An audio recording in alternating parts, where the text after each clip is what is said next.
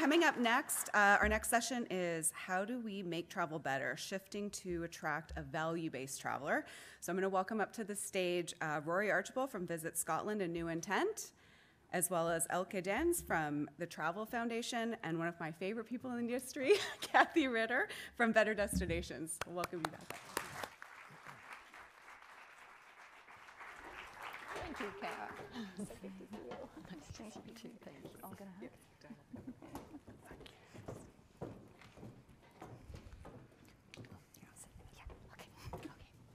And do we have the clicker? Do we have the clicker? The clicker. Oops. Okay. Thank you. Thank you very much, Rory. Well, let's see. I did not bring my phone up with me, and I need to end a little bit early. Do you know if this timing is right, Hannah? 44 minutes? 45 minutes? Okay, we will pay attention to this then. Well, thank you so much for being here today. And wow, following two such powerful speakers is quite a task for us. You know, I think Dan just about gave our session for us. I love what Muna said, though, about who gets to tell the story. I think we're going to be talking more about what is the story that you want to tell about your destination. The words of wisdom at the end, too, there is room in this world for you and room for me. And I think that is really what we want to bring home with you, about the kind of ways that communities and destinations can tell their stories in meaningful ways. Let me just start by explaining why the three of us are on this panel, and give Rory and Elke also a chance to talk about the kind of orientation they bring to their work. I used to be the Colorado State Tourism Director and the Illinois State Tourism Director, and I've used that practical experience in both of those positions to help other destinations with what I think is one of the most pressing challenges facing tourism today, and that is pushback against tourism. We've been seeing this very powerfully in the West, and particularly in those destinations that have been so popular with visitors. Many of them have been flooded with people who love them in recent years. And that's really created a reaction in communities, and that's really what my work with Better Destinations has focused on addressing. Rory, would you like to explain what your focus is these days? Good morning, everyone. I'm so happy to be here. I promise with this accent I will speak as slowly as I possibly can do. Somebody thought I said my name is William the other day. I thought, how did you get that from Rory? But okay. But I'm Rory. I work for Visit Scotland. So I look after the marketing, strategy, PR, and look after the associations team within Visit Scotland business events. So I'm coming at this more from an events marketing and PR background. And rightly or wrongly, I also started a small organisation back in August called New Intent, which is a DEI, a diversity, equity and inclusion organisation, advocacy organisation for the events industry. Very much the focus at the moment, and I think it's the same probably for a lot of our industry, is sustainability. We look at that from Visit Scotland as a view that it's not just about doing the right thing, it's about the survival of our very industry and the future of our industry. And I firmly believe that we have the power to be a leader in sustainability and DEI that other industries can lead from. And there's been so much great work that's already taken place, but there's so much more work to continue, particularly within that relationship of DEI and sustainability, as I believe you cannot have one without the other. Now, a caveat for what I will talk about is that by no means am I an expert, by no means are any of us an expert, and that's why events like this are so important, to bring people together to collaborate, because sustainability is not a competition. We all have to be at the same level in order to fight climate change, and knowledge sharing is going to be the biggest part of that. And Elke. Wow, that's impressive, Rory. Hi, everyone. Very happy to be here. I'm Elke. I come from Belgium. And you can also say Elke if that's easier to pronounce. I'm used to that. I'm here not because of my job currently, I think, because currently I work for an NGO that is called the Travel Foundation, but I've had 20 years plus even in destination marketing in Europe. So I was the marketing director of Visit Flanders, and I was the chairman of the European Travel Commission, who actually developed Brand Europe for long-haul markets and promote, together with one of the best companies in the world, CrowdRiff, of course. Yep. Okay. Well, one of the questions that I almost always start my engagements with clients is, what kind of destination do you want to be? Because I think that really is where a lot of this work needs to begin, with what the desires of a local community are. A lot of time in the past, we talked about attracting the high-value traveler. And typically that translated to attracting a traveler who was going to bring the most economic benefit possible to a destination. But really, when you start thinking about values in a different way, you start thinking about different possibilities for who that high-value traveler might be. And so that is, so the evolution that my own thinking followed was in Colorado, for example. We were really interested in making certain visitors were going to less visited parts of our state. So we placed a higher value on what we called the drivers of dispersion. These were visitors who were most likely to be interested in taking dollars to less visited areas. We were still focused on economic benefit, but we were focused on sharing that economic benefit. But you can think about high-value traveler in a lot of different contexts once you start really digging into what a destination values. So perhaps a destination values becoming more diverse, attracting a more diverse range of travelers. Then that high-value traveler becomes that traveler who looks different, from the other travelers who've been there, or perhaps is a closer fit with the makeup of that destination. So I would just encourage you to think, we've moved away from that high value, high volume, high spending traveler to really start talking about that high value traveler. The values-based traveler. And that really is our topic today, how to make travel better. So Rory, how have you interpreted that? Traditionally, Scotland has marketed itself as the land of whiskey, of haggis, the Loch Ness Monster, and castles. And we are absolutely 100% all of that. Whiskey is absolutely fantastic. If anybody tells you Irish whiskey is better than Scotch, they're liars, and you should not trust them. But over the years, we still maintain that cultural heritage when we go out to sell Scotland to the world. But we had a massive pivotal turn really just before COVID, where we wanted to project Scotland as different, to project more than just those cultural assets. So most of our campaigns, the way that we project Scotland focuses on that we're a country that fights for human rights, we're a country that champions equality, we're a country that champions inclusion, where everybody is welcome to come into. We find that kind of helps with subliminal messaging, because it's not just about educating to the visitor, it's about educating to the resident. And there's so many great examples that we'll get onto later in the conversation.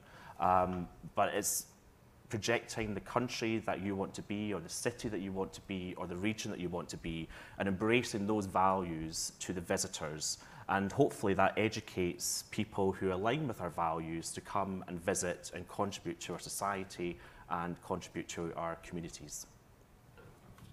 Yeah. And as for Europe, or maybe Flanders, we actually stopped looking at the national brand or the geographical identity, and we also started looking at who are we, not as an identity, but really as what drives us, what makes us feel good, what do we really appreciate. And everybody knows, because you all live somewhere, so you know what that community or the people who live in your place really like to do and are proud of. And so thanks to Mona, I'm not embarrassed to show you the next slide, because there's room for everyone. And, oh, do you see it? No, you don't see it? Yeah, you will see it right away, probably. Yeah, so this is us, really. It's not sexy, it's kind of, yeah, even ugly, you could say, and we even have a name for those people. We call them mammals, like it's an acronym for middle-aged man in Lycra.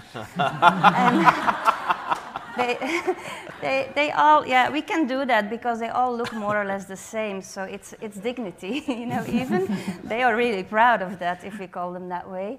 But they're really like a big community, and they are part of Belgium. So when do we thrive, ladies and gentlemen? It's like last Sunday when a Belgian guy won the World Championship in Australia on cycling. Because of course it's Belgian, because that's us, we are good in this. And most of all, we like to share this with other people. So the people that we value the most as our visitors are people that share that passion with us. And they come from everywhere around the world. Yes, also North America, West Coast even. And actually, Cathy, they also spend a lot of money. But that's not the main purpose. That's right, you're being true to your destination.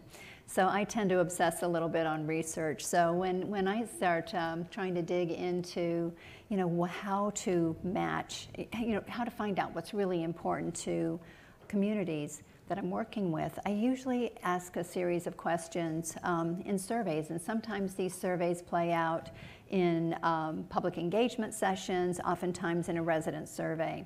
But the idea is to understand what people in a destination would like to see their tourism office focusing on. And so typically it's a range of questions about the kinds of travelers that they would like to see showing up in their communities. You know, the typical target has been that high-spending traveler, but as you can see from this response, that really only got kind of a lukewarm response from the locals. Locals also weren't quite as keen on visitors who wanted to disperse to less visited places, because in this location, they really wanted to protect those places for themselves. They were pretty overrun.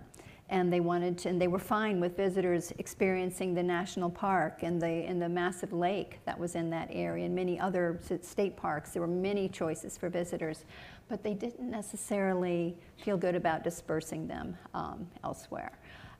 They were a little more open to the idea of visitors who came in less busy times of the year, but they really would love to hang their hat on visitors who care about natural resources, and most of all, visitors who care about the way they live, their way of life. This was actually in western Montana, glacier country tourism. And they said, you know, we want people who, when they stand in line at the grocery store, don't mind when we stop and ask the cashier how her new baby is doing. You know, that's the way we live, and we want people who visit our destination to appreciate it the way we do, not to be impatient and unhappy because we're not moving faster. You know, so it's more about finding out what that community wants and then creating the messaging that goes with that. Rory, how are you making this happen?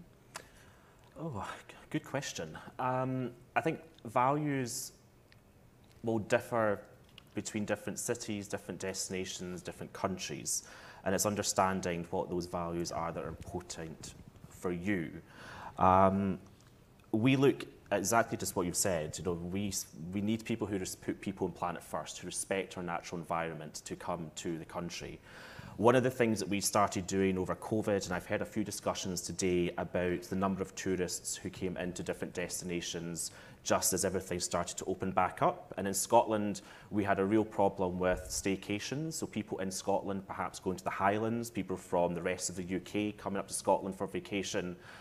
And it was causing a real issue with litter, with mistreatment of our natural areas. So we had to completely realign our marketing through to education on how to treat our landscapes, how to respect the little villages that maybe only have a couple of hundred people in the most remotest parts of Scotland.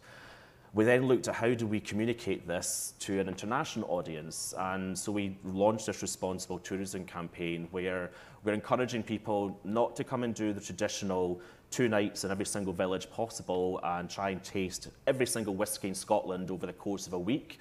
There are 130 whiskies in Scotland, and so that's not, strictly speaking, advisable by the health board. And we changed it all. We looked at slowing down the camera actions in the films we created. We slowed down the music. We encouraged people, if you're going to come to one of our villages in the Highlands, then stay for a week. And I think it really reinforces what Muna said earlier, is that we want that money to stay in the community. If you're based in Edinburgh and go up to the Highlands on a day tour, no money is actually going to be dispersed there. You're not directly helping people to be employed, coming off the breadline, giving people that start in life. We also look for travellers who spend their money wisely. We've got a lot of independent businesses in Scotland who work in the tourism industry. We're very lucky. But there's organisations that are coming up, one called Invisible Cities, who work with people who have experienced homelessness to then train them to do tours within their city. You don't get the traditional all shiny, all glossy tour. You get something a little bit rougher, a little something more authentic, and from their background. But that money spent directly takes people off the streets. It allows them to find accommodation, allows them to feed themselves, get bank accounts, and put themselves on their own 2 feet completely independently and with respect. And so for us, those are the kind of values, a slowed down tourism. It's a more respectful tourism, and a tourism that has ethics and has values. I hope I answered that question. Beautifully. Oh, Elke, I think you were going to tell us. Yeah, I don't remember the question, but I was going to tell That's okay. Just keep going. About values-based marketing. I do want to share some evolution that we went through. I think it was 2003 when Belgium and the Netherlands were the first countries in the world to legalize same-sex marriages. And when I became the marketing director, the organization was saying, oh, we need to really use this as in our advantage, because, all the LGBTQ of the whole world will want to come and travel to Belgium and the Netherlands. So that's what we did. We set up campaigns, we made brochures, and we really invited people to come to our destination because they could feel, safe, secure, and everything more. And so that started, I think, 2008, and then we organized the World Out Games 2013, so we were really on it, but the product was not always right. And as a marketeer, you're not only responsible for the promotion, but also for the product. So we started to have conversations with the hotel industry, tour operators, we need to make sure that we are LGBTQ friendly along the way. And we are having these conversations and also researching even the visitors, and they were saying that for them, it was necessary to have a fully aligned product. They just wanted to feel welcome, feel safe, and so just keep it there. So we actually, while we were segmentating and doing the whole thing, as we thought that it should be, we were just thrown back where we started from. And then we reflected on it, and we said, we don't only want to work on this LGBTQ, we should also do something for people with disabilities. We should also do something for, and then you start counting and then we just say, let's do it as inclusive as we can.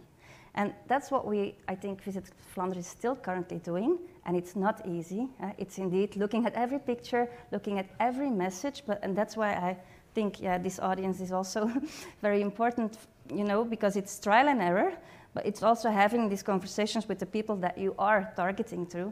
And I just wanted to show you one video of only 1 minute and 30 seconds that we used when we were promoting culture. And it was a museum that was reopening with the Ghent altarpiece. You probably don't know, but it has Adam and Eve. And so Adam and Eve, and we used that promotion to actually also say that all people are welcome. So yeah, I'm also interested to hear what you think about it. Here in Flanders, we believe that true love comes in all forms and colours. It's almost as if we'd known each other for a long time. I don't even think of us as a gay couple, we're just a couple. Et je serai tout pour toi, comme tu es tout pour moi. Ik ben zo dankbaar dat je ja gezegd hebt tegen mij, maar ook tegen jezelf. als ik Charlotte zie, dan voel ik direct mijn hart kloppen. En mijn keel is zo droog. Door het verlies van onze partner zijn we verliefd geworden. En eigenlijk ben ik wel heel blij dat je bij mij bent, dat we samen zijn. Het is wederzijds. Ja. Even today, many couples have a hard time showing their love.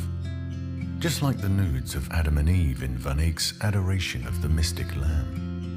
They've been censored, covered up and hidden from the public by governments century after century. But a masterpiece so divine and true has the strength to open our minds.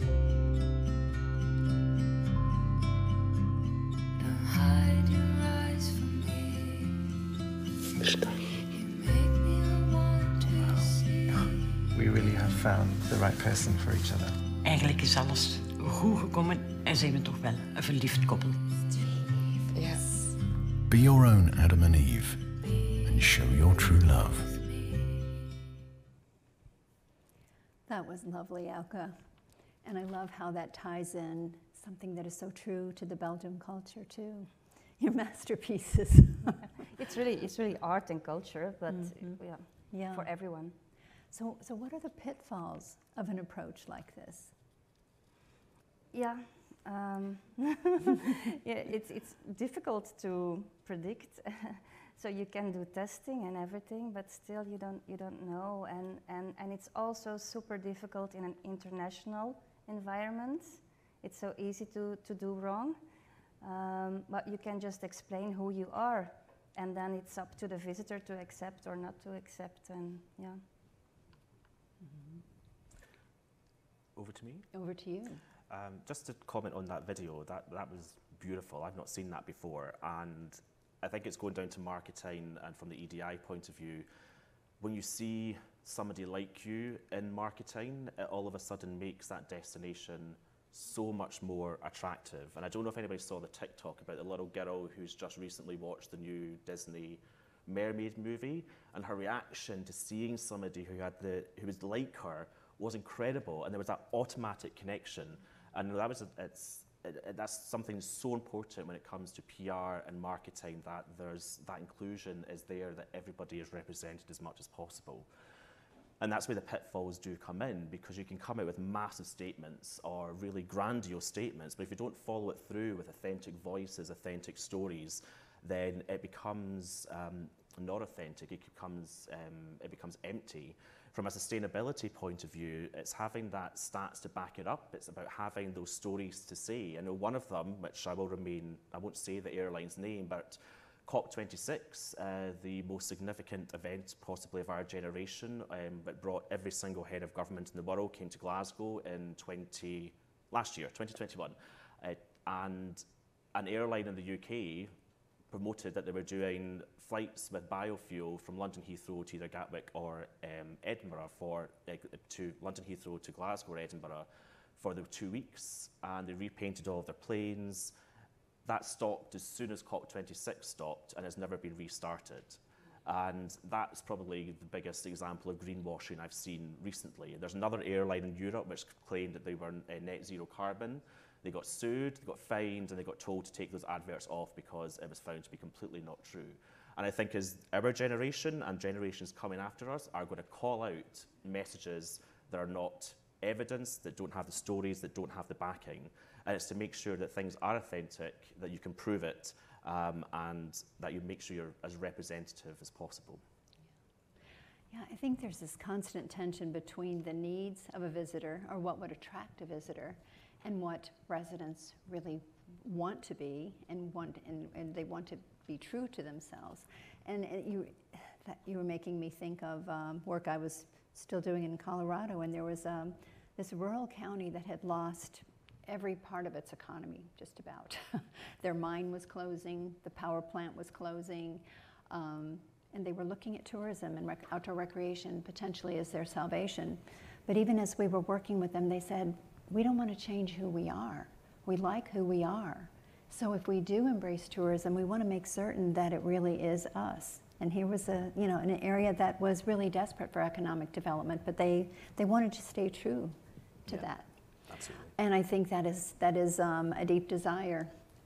So how do you tell those stories in a way that is true and authentic? You know, a lot of us also have sort of taken refuge, I think, in education. I'm thinking about, you know, different destinations that have tried to protect their destinations from the impacts of visitation. And again, it's just so important to make certain that you're coupling that education with other aspects with other actions in the community. Tahoe talks about the 3 E's. It's not enough just to do education. You also have to have enforcement. You have to be able to back it up. And you also have to have engineering to make certain that, that you're making it possible for the visitors to do what you want them to do. Well, being mindful of, you know, the fact that our audience is full of destination marketers. And Elke, I know we've already shared your video, but Elke, Rory, are there ways that that you have used marketing to find these visitors that you want to attract? Yeah, and as I say, we are by no means experts, and there's a lot of trial and error that goes on with this. From an event side, for marketing Scotland as a conferencing destination, we align as much as we can, and we're still learning, we're still getting there on implementing the United Nations Sustainable Development Goals within our strategies and within the marketing campaigns we create and the messaging we put out, and try and align all of our messaging to those UN SDGs. I firmly believe that events and tourism, there's synergies there, they're closely aligned. The tourism in general, inclusive of events, can align to every single one of the United Nations Sustainable Development Goals. And we use that as a guiding post on how we market the country in order to attract the events in. And certainly that's something that we're also implementing within the tourism side of things, which is being rolled out at the moment. But everything we do, is even the events that we run ourselves, we make sure that we have a gender equal panel or speakers whenever we run events. We ask that of the events that we go to, and we try and use the correct gender language. Like, I think "Good morning, ladies and gentlemen" has now been banned from my organisation and practically I think from the whole of Scotland at the moment, and it's always "Good morning, everyone." So yeah, it's trying to find what is important to you and what the guiding lights that we have available to us, and the UN SDGs are there to ensure that people have a better life and ensure the planet is still here for the next generation. I wonder if we should pause for a moment and see if there's any questions from the audience for our panel. Yes. Thank you, Rory. Interesting you said when it was the staycations, you realized that there was this bad behavior, littering, less tolerance. And then you talked about creating an international marketing campaign, but your staycations was for your locals. Yeah. So is there still a lot of focus at home in Scotland and sort of teaching people in Scotland how to be better visitors in Scotland? Absolutely, absolutely. And it's interesting because we always blame the international, sorry, but maybe don't always, maybe we do in Scotland. I won't accuse you of all doing that.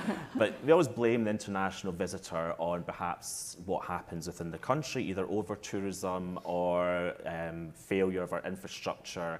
And it's not the case. And I think particularly after COVID, we completely forgot how to be a respectful visitor.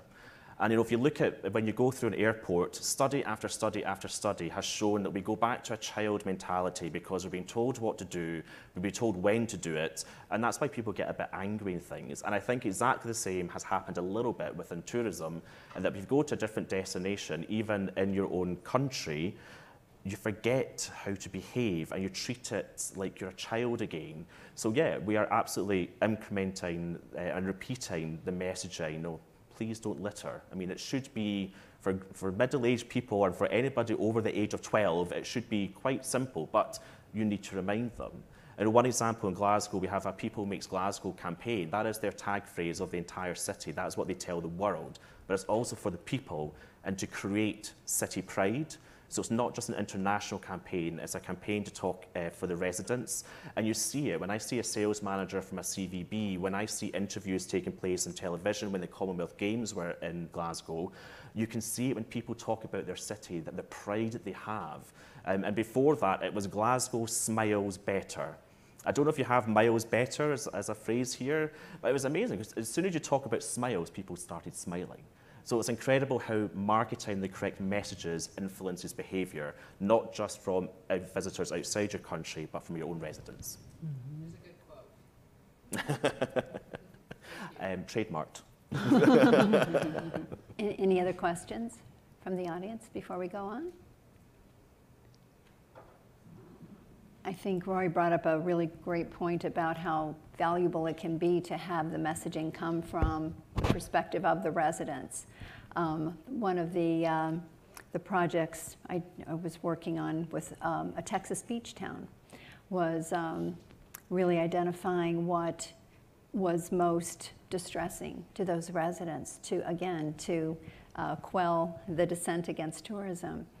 But it turned out it was the biggest issue for them as well was the lack of respect for their way of life, the lack of respect for their destination. People throwing trash on the beach, people being, chewing out the teenager behind the reception desk because they couldn't be seated immediately for their dinner. And so really that message came together as the voice of their community, respect our island home. And it was a request, and it was also kind of a suggestion, respect our island home, and it came in the voice of an animated sea turtle. Their Ridley sea turtle along that coast is one of the most endangered species in the world. But this turtle, Flynn, was able to very diplomatically say, to the visitors the things that residents wished they could say themselves. Yeah. And so it became a very amicable way of sharing the message and getting the words out about how they wanted visitors to treat their home. What I would like to add to that is that what you mentioned nudging. I think sometimes people behave like a child, or maybe they think because they pay for it that they can do anything what they want. So we have some good experience with nudging techniques, like all marketeers know how to positively influence buying behavior. So why not, cut the buying and just change behavior of people that are in a destination? And so we're running on a project now with a hostel, a European Hostel Association, and they work together with Interrail, which is a rail company. And when you come via train to one of those hostels, you get or benefits or a reduction, because you are actually saving CO2 emissions, but you can also earn points at the destination. And here is where I think it gets interesting, because if you join a cleanup, for instance, you add benefits and you can have a drink at the hostel. And you make the hostel also a kind of point that gets a lot of respect by the hosting community. So it's not, and that's what I found interesting, like it should be looked at as a whole ecosystem, not only from the visitor's perspective, because the visitor is not always right. We said that before. So, and then, you try to bring those people together. And I just wanted to mention that as a belief that marketeers are not really the problem of these pushbacks, but we can also be part of the solutions, I think. Marketing can be a very powerful management tool. So what are those conversations, just to wrap this all up today, what are those conversations that we should all be having back at the office? I think it is looking, I was speaking to a group of passionate content creators yesterday, and it is looking at what is important to your destination. What do you want to showcase to the world of what your destination stands for? And when we talk about EDI, we talk about sustainability, it looks so scary because they're such huge important topics. But take the bite-sized pieces, tell the smaller stories, speak to the residents, tell the authentic story, not just from the keyboard, but from the voice of a resident. I think I was at a conference back in July, and Adam, the CEO of the LACVB said, what works for the resident will work for the visitor. And I think that's fundamental in tourism going forward, that it has to be for the resident, and that will therefore be good for the visitor. Because our community is the heart of tourism, and we have to respect our community and make sure it works for them. So finding out your story, finding out your values, and making incremental steps, those bite-sized progress, and that will help to get to that bigger picture eventually. Yeah, and finding that story is not always easy, although, you know, we think it is, but sometimes we need people like Dan who stroll around and just say, wow, this is precious what you have here, even though it seems so common. Yeah. Yeah, so it's kind of a mirror maybe also that helps us to see it again. Absolutely. I suppose one final thing I'd say is, I think just to reflect on what I opened with, collaboration, knowledge sharing is so important in this industry, and I think sometimes we get a little bit siloed and competitive and not wanting to share, but everybody has such a unique story to share that nobody can replicate your story, but everybody can work together on how we get our industry to a point where it puts people and planet first. Again, none of us are expert in it, but if we all work together, then we'll get to a point where we are improving society and being a leading industry within climate change and DEI. That's a wonderful note to end on. Thank you, Rory. Thank you, Elke. And thank all of you for listening to us. Thank you.